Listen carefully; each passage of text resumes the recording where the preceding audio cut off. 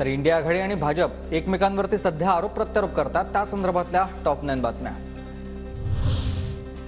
केजरीवालांच्या ED अटकेच्या निषेधार्थ आज दिल्लीत महारॅलीमध्ये नेत्यांकडून मोदींवर जोरदार टीका। एका पक्षाचं सरकार देशासाठी घातक, एका पक्षाचं सरकार आता घालवावंच लागेल। निवडणूक रोख्यांचं बिंग फुटल्यानं केजरीवालांना अटक। उद्धव ठाकरेंचा भाजपवर हा हल्लाबोल। पूरे देश को आह्वान करना चाहता हूं कि एक व्यक्ति और एक पार्टी की सरकार देश के लिए खतरनाक हो गई है। केजरीवाल सोरेन यांची अटक हा लोकशाहीवर हल्ला। संविधान विरोधातील शक्तींना आपल्याला रोखायचं आहे। संविधान आणि लोकशाहीला वाचवण्यासाठी आपल्याला लढायचं आहे। शरद पवारांची टीका। लोकसभा निवडणुकीतही मॅच फिक्सिंगचा प्रयत्न, त्यासाठी मोदींनी अंपायर निवडले आणि मॅच सुरू होण्याआधी 2 खेळाडूंना अटक केली। राहुल गांधींची भाजपवर टीका।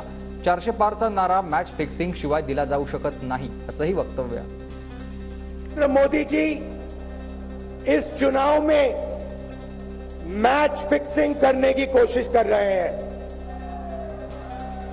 ये जो उनका 400 सीट का नारा है, ये बिना ईवीएम के और प्रेस पर दबाव डालकर खरीदकर ये 180 पार नहीं होने जा रहा है।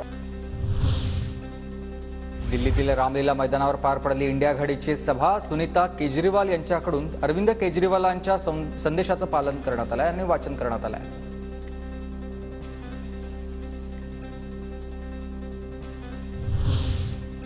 इंडिया आघाडीच्या सभेत बिहारचे माजी उपमुख्यमंत्री तेजस्वी यादव यांनी गायलंय गोविंदाचं गाणं। तुम तो धोकेबाज हो, असं म्हणत मोदींवर केली टीका। रोज रोज मोदी जी तुम ऐसा करोगे, रोज रोज मोदी जी तुम ऐसा करो कि जनता जो रूठ गई तो हाथ मलोगे। अरे तुम तो धोखेबाज हो, वादा करके भाग जाते हो। इंडिया आघाडीच्या रॅलीवर भाजपचा हल्लाबोल। ठग का मेला, भाजपकडून पोस्टर रिलीज। पोस्टरवर सर्व विरोधकांचे फोटो, मात्र शरद पवारांचा फोटो नाही। अजित पवार, मुश्रीफ, प्रफुल्ल पटेल हे सर्व ठग भाजपनं घेतले। भाजपनं सर्व ठग घेतल्यानं आम्ही ठगमुक्त। संजय राऊतांचा हल्लाबोल।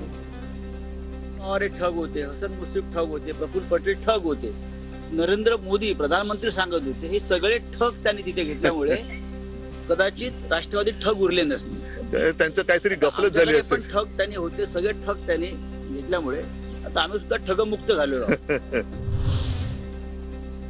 राज्यात इंडिया नावाची गोष्ट शिल्लक राहिलेली नाही। दिल्लीतील इंडिया आघाडीच्या रॅलीवरून अशोक चव्हाणांचा इंडिया आघाडीवर निशाणा। आल्यानंतर अशा बैठका, रॅलीज, कार्यक्रम होत राहतात। खरा संघर्ष जो फील्डवर आहे, वेगवेगळ्या जागेत वेगवेगळी परिस्थिती आहे। ममता बॅनर्जी वेगळ्याच गेलेल्या आहेत। देशात इंडिया दिसत असेल तर जिल्ह्यामध्ये किंवा त्या राज्यामध्ये इंडिया नावाची गोष्ट शिल्लक राहिलेली नाही।